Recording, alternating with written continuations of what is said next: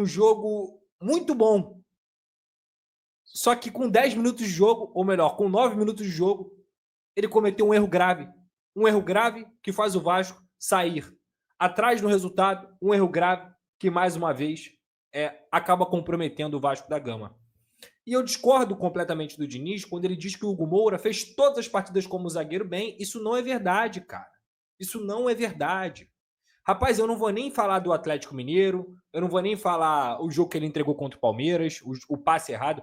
Eu vou lembrar aqui a partida contra o CSA, primeiro jogo da Copa do Brasil, o centroavante Thiago Marques ganhou praticamente todas as bolas quando o Hugo virou zagueiro. E ele comete uma falha no segundo tempo que quase sai um gol do CSA na Copa do Brasil. Então, assim, cara, é muito complicado. Eu não vou ficar batendo no Hugo hoje. Eu acho que para ser muito sincero, cara, eu vi um Vasco equilibrado. Se você for olhar o jogo de forma geral, nas fases do jogo, vai ser até grave o que eu vou falar aqui agora. Mas olhar o contexto do jogo inteiro e comparar, por exemplo, com a maior alegria que a gente teve recentemente, que foi o 6-0, eu te digo que eu saí mais satisfeito olhando todas as fases do jogo e da forma como o Vasco jogou hoje, de forma equilibrada, contra um adversário que é bem melhor do que o Santos, que é o Botafogo, do que eu saí no 6-0. Vai parecer loucura o que eu tô falando aqui. Talvez você me ache louco, mas eu saí mais satisfeito com o jogo de hoje, com o desempenho do Vasco hoje, olhando o jogo com bola e o jogo sem bola, do que eu saí na partida contra o Santos. Eu fiquei muito mais feliz no jogo contra o Santos. Eu fiquei muito mais alegre. Isso aí me deixou muito mais radiante. Mas se você for olhar as fases do jogo, a forma como o Vasco se comportou, tirando de fato a bola do Botafogo aos 9 minutos de jogo, eu fiquei mais feliz com o jogo do Vasco hoje. Mais feliz, não, perdão. Mais satisfeito com o jogo do Vasco hoje. Eu olhei para um futuro mais promissor do que eu olhei no jogo contra o Santos. Então, primeiramente, eu quero dizer aqui que eu fiquei satisfeito. Primeiramente, eu quero dizer aqui que o Vasco mereceu a vitória hoje. Eu não diria que o Vasco jogou muito mais do que o Botafogo, ou que o Vasco realmente tinha que ter ganhado, foi um absurdo não ter ganhado. O empate, eu acho que ele reflete um equilíbrio. Eu acho que o empate ele reflete um Botafogo que tem melhores jogadores, um Botafogo que tem um time que tem um investimento altíssimo, um Botafogo que faz uma temporada bem mais equilibrada do que a do Vasco, apesar de ter sido eliminado na Libertadores. Mas eu acho que o jogo de hoje mostra pra gente o seguinte: o Vasco tá vivo, cara. O Vasco tem condições de passar. O Vasco vai para o Newton Santos encarando o Botafogo de peito aberto. Pô, Pedrosa, isso quer dizer que vai passar? Cara, não quer dizer. É muito difícil que isso aconteça. Eu acho que o Botafogo dentro de casa, hoje, inclusive, o fator casa para o Botafogo, ele é mais determinante do que, infelizmente, para o Vasco em São Januário. O Vasco não consegue vencer em São Januário desde o dia 17 de maio, no Brasileirão, que foi contra o Fortaleza. A última vitória do Vasco em São Januário foi contra o CSA, que é um time de Série C. E hoje, novamente, apesar do Vasco ter jogado bem, e eu acho que jogou bem mesmo, de forma equilibrada, São Januário, novamente, não conseguiu fazer a diferença, mesmo com a festa maravilhosa da torcida, mesmo com o bandeirão, com o show de luzes, com a torcida apoiando e tudo mais. Novamente, o Vasco não conseguiu vencer. Então, se você for olhar para o Newton Santos hoje, o Botafogo é um time mais forte no Newton Santos do que o Vasco em São Januário. E olha que isso é muito doido, né? Porque nos últimos 2, 3 anos, digamos assim, o que fez o Vasco permanecer na Série A, o que fez o Vasco chegar longe nas fases de Copa do Brasil, foi São Januário. Mas, de forma geral, voltando aqui para o início da partida, cara, eu estava até comentando com o Cazé, com o Donan, com a galera que eu assisti o jogo hoje. É certo que o Vasco ia tomar gol. Era certo que o Vasco ia tomar gol, porque, infelizmente, um time que não tem zagueiros é muito vulnerável. E o David Ancelotti, inteligente do jeito que é, se ele viu 3, 4 jogos do Vasco nessa temporada, principalmente os jogos recentes, ele vai perceber que o time do Vasco não tem zagueiros. E quando eu digo isso, cara, novamente, eu não quero depreciar o Hugo Moura, nem mesmo o Lucas Freitas. Eu acho que o Lucas Freitas fez um jogo ok hoje, tá? Eu acho que ele realmente fez um jogo, talvez até bom, dá pra gente dizer assim. Mas mesmo assim, isso não altera a fragilidade do sistema defensivo do Vasco. O Alex Telles, ele cruza uma bola sem nenhuma pressão no portador da bola. O Paulo Henrique, que é um jogador que eu gosto muito, mas claramente hoje parecia estar no sacrifício, ele não consegue fazer a pressão ali na hora do cruzamento. E o Arthur Cabral cabeceia uma bola sozinho. Tudo bem, foi da entrada da área. O Diniz, ele tentou dar algum tipo de passada de pano ali no erro do Hugo Moura. Mas, cara, o Hugo Moura, por não ter cacoete de zagueiro, ele não marcou o Arthur Cabral próximo. Muito pelo contrário, ele deixou o Arthur Cabral, tinha um espaço considerável, cabecear sozinho a bola. E aí, cara, com todo respeito ao Léo Jardim, que é um goleiro que já salvou o Vasco nos últimos 2 anos aí várias e várias vezes, inclusive na Copa do Brasil. Se o Vasco ainda está na Copa do Brasil, é por conta do Léo Jardim. Para mim, ele falha. E, cara, eu fico olhando os comentários assim como se fosse algum absurdo falar que o Léo Jardim falhou. Eu sou fã do Léo Jardim, eu acho ele um baita de um goleiro, acho ele um dos melhores do Brasil, mas o Léo Jardim é o goleiro mais bem pago da Série A do futebol brasileiro. A gente está falando de um goleiro que ganha 1 milha quase. É quase 1 milha. Um goleiro do nível dele, e até por isso a gente só cobra de quem, de fato, a gente espera alguma coisa, ele não pode tomar um gol daquele. Com todo o respeito. A bola, para mim, é defensável. É uma cabeçada, quase da entrada da área, que quica no chão, dificulta um pouco mais, mas para mim faltou explosão naquele momento ali. Faltou reflexo. O garoto na coletiva até fala, né? O Lucas Pedrosa falou que foi falha. Pô, irmão, acho até engraçado, mas assim, realmente, eu acho que foi falha. Para mim, foi falha. Então, assim, tem um gol que para mim é um erro do sistema defensivo, que tem uma falha do Hugo Moura, que não conseguiu marcar o Arthur Cabral de forma mais contundente naquele momento, e a falha do Léo Jardim. É uma sequência de falhas e, principalmente, de uma identificação do próprio David Ancelotti, que sabe que o Vasco tem um sistema defensivo muito frágil.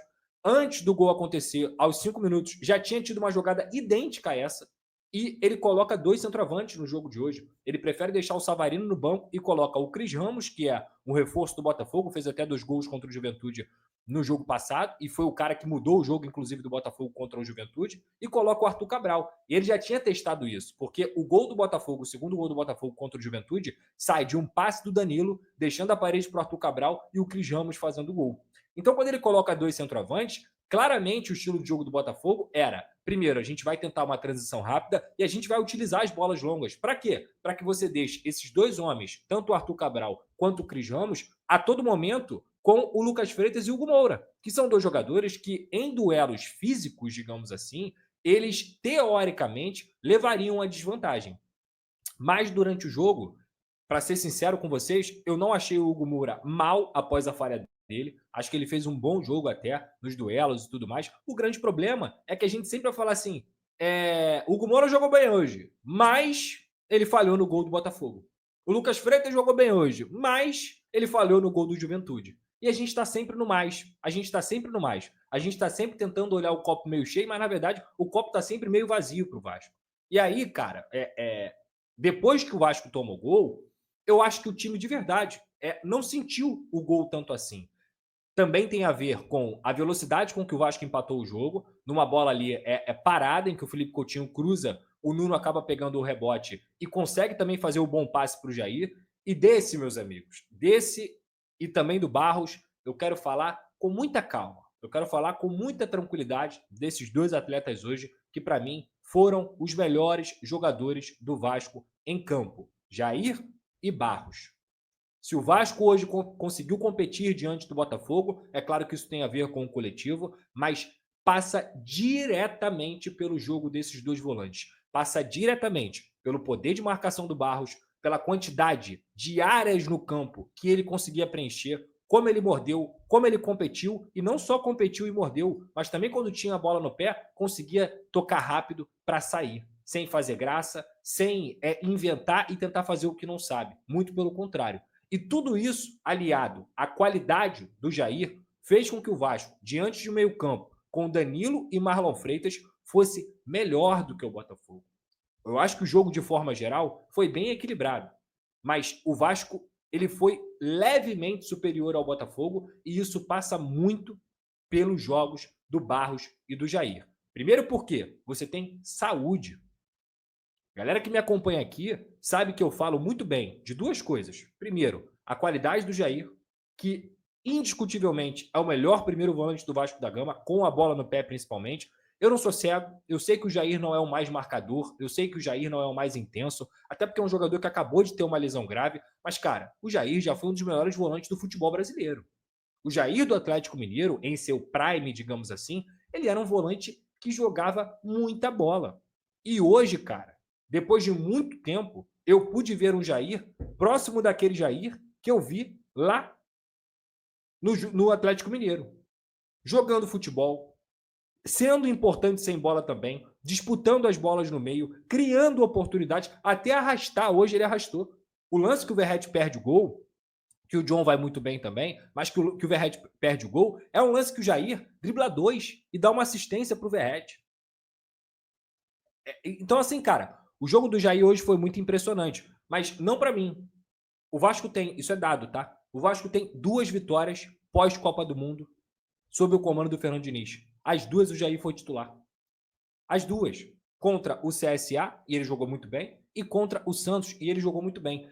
Quer mais? Se você viu minha live no jogo passado contra o Corinthians, o Vasco perdeu, e eu falei aqui, o Jair passou longe de ir mal. Ele foi o melhor jogador do meio campo, inclusive. Ele teve 96% de acerto no espaço. E hoje, eu estava até conversando com o Donan, e ele me falou, o Jair foi bem novamente. Novamente, principalmente nessa situação. Não à toa ele foi eleito o melhor em campo. Tá aqui, ó. Tá aqui para vocês. Desde o início da temporada é saúde. Quantas vezes eu falei aqui, não adianta você contratar um jogador como o Thiago Mendes, que tem 33 anos, que já foi um cara bom, que já teve essas características físicas e tudo mais, se ele não tem saúde para poder competir no nível que o futebol atual pede hoje. Ou vocês acham que é fácil você competir contra Danilo e Marlon Freitas? Porque o Marlon Freitas é um monstro, tecnicamente falando. O Danilo também é outro cara que é altíssimo nível. Não à toa custou o que custou. Então, cara, se o Vasco hoje jogou bem e competiu de fato, passa muito por esses 2 jogadores. Mas o Lucas Piton também fez uma boa partida, inclusive sem a bola. O Paulo Henrique, a gente sabe que foi no sacrifício, mas ele também fez um bom primeiro tempo. O Nuno e o Coutinho tentaram se associar, mas eu acho que eles sentem muito essa questão física. E na direita, o Ryan teve alguns lampejos. Hoje ele não fez um jogo tão regular. Hoje faltou um pouquinho do Ryan, faltou um pouquinho desse jogador insinuante que a gente viu em vários momentos. Dificilmente você vai falar que ele fez uma grande partida.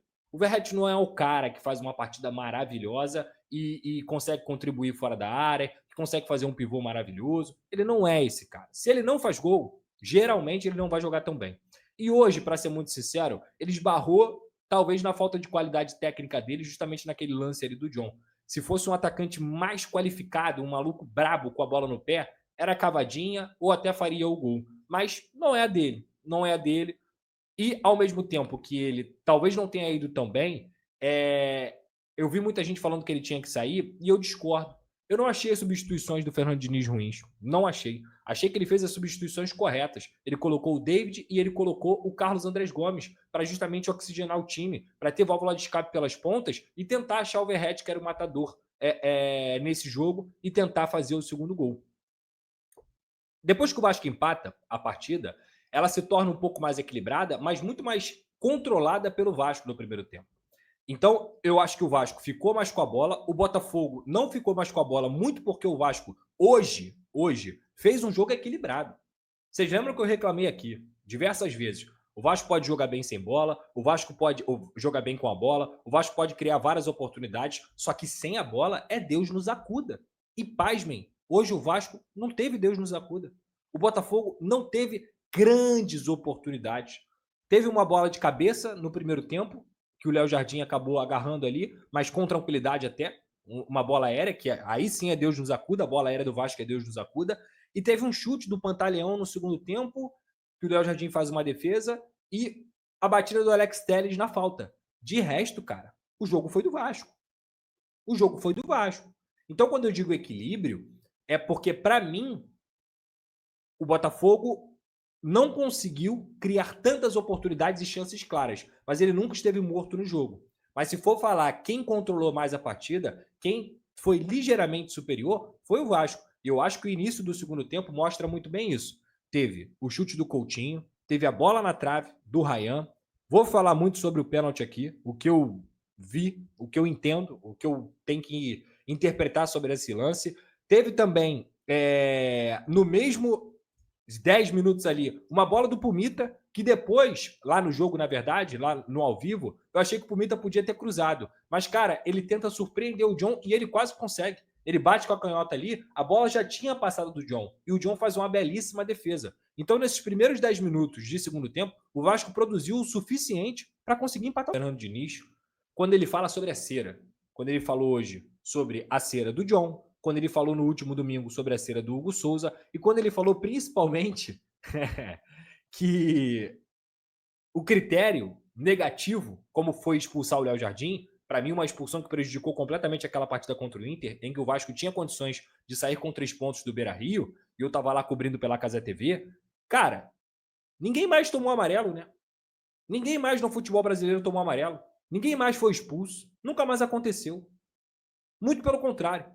A cera continua acontecendo e tá tudo bem. O critério é só com o Vasco. E aí eu vou falar a mesma coisa do pênalti. E vou concordar com ele. Se você for pegar o lance do Piton, ele também pula assim. Ele também pula meio assim. Eu acho, e aí eu preciso analisar de forma bem tranquila, tá? Eu acho que o pênalti do Piton, ele é mais pênalti do que o do Marlon Freitas. O que irrita o torcedor vascaíno, o que deixa o torcedor vascaíno revoltado, é que esse pênalti já foi dado diversas vezes. Mais de uma vez. Eu já vi esse pênalti várias vezes sendo dado. E o Daronco hoje resolveu não dar. E o que mais incomoda dentro do futebol brasileiro é a falta de critério. E geralmente o Vasco está sempre sendo prejudicado por esse mesmo critério. Eu lembrei de um lance agora na minha cabeça, que foi Vasco e Fluminense, Verratti batendo lá no Maracanã, uma bola no braço do Manuel. No braço do Manuel. E o pênalti também não foi dado. Hoje, cara, dá para você ter um argumento de que o Marlon Freitas, ele meio que ele tá aqui assim, né? E aí existe um argumento que eu considero plausível, tá? De que talvez, mesmo que não tivesse batido no braço, a bola iria bater no peito ou no ombro do Marlon Freitas. Ok, eu não consigo tratar esse pênalti como escândalo. Eu não acho escândalo, eu não acho que o Vasco foi, ai meu Deus, roubado e tudo mais. Eu não acho isso, tá? Eu definitivamente não acho isso. Mas, cara, bola sendo chutada ao gol, bate na mão do Marlon Freitas, claramente. E o que mais me incomoda é ter a certeza de que em alguma rodada do Campeonato Brasileiro vai ter um lance idêntico e esse lance vai ser marcado. Esse lance vai ser marcado. O VAR vai mandar chamar, vai ter revisão e o lance vai ser marcado. Porque o critério no futebol brasileiro não existe. Não existe. E aí? Acho um lance difícil. Tá longe de ser fácil. Mas, cara, é sempre a mesma história. Não tem critério. Não tem critério. Isso que deixa puto. Aí, a gente tá falando aqui, não é de um pênalti. É um lance que mudaria, talvez, a temporada do Vasco. Um lance que, um 2-1 ali, o Vasco consegue se classificar. Cara, pouca gente tá se atentando a isso, tá? O calendário do futebol brasileiro mudou. A Copa do Brasil, ela só vai ser disputada, as semifinais e a final, após o Campeonato Brasileiro. Então, se o Vasco consegue passar do Botafogo, o Vasco tem condições de priorizar definitivamente o Campeonato Brasileiro, que tem que ser a prioridade. O Vasco não pode cair. Isso é o mais importante da temporada. Mas o Vasco conseguiria focar só no Campeonato Brasileiro e olhar para a Copa do Brasil só depois do Brasileirão. Só depois do Brasileirão. Então, cara, é muito complicado. E aí você viu nesse momento as palavras do Lucas Pedrosa analisando um pouquinho sobre esse jogo. Vasco da Gama 1, Botafogo também 1 pela Copa do Brasil. Agora sobre o novo reforço do Vasco. O Vasco acertou a contratação do zagueiro Carlos Cuesta do Galatasaray. Titular da Colômbia na Copa América do ano passado, o jogador chega ao Cruz Maltino por empréstimo de 1 ano e meio, ou seja, até o final de 2026. A informação do Bruno Morito e do Tébaro Schmidt, do GE, é a seguinte: os clubes já trocaram documentos, faltam apenas as assinaturas de contrato. Então, muito em breve, Carlos Cuesta vai estar chegando no Rio de Janeiro para que possa fazer os exames e assinar oficialmente para ser o novo reforço do Vasco da Gama para a temporada de 2025. É um jogo que foi promissor, o Vasco tinha chances reais de ganhar a equipe do Botafogo, não conseguiu vencer e agora a parada vai ficar bastante complicada, mas tudo em aberto, como mesmo disse o Lucas Pedrosa. Você está confiante na classificação do Vasco, sim ou não? Quero saber a sua opinião. Lembrando que sobre o Carlos Cuesta, a princípio é um empréstimo com opção de compra. Se for opção mesmo, o Vasco tirou onda e o Admar Lopes foi muito bem, na minha opinião, na janela de transferências. Peço a você que deixe o like, é muito importante para o nosso canal. Acione o sininho de notificação para não perder nenhum conteúdo. Nossa meta é alcançar o mais rápido possível 60 mil. Eu conto muito com a sua ajuda e também com a sua moral. Vou ficando por aqui, valeu, tamo junto. E é nóis! Fui!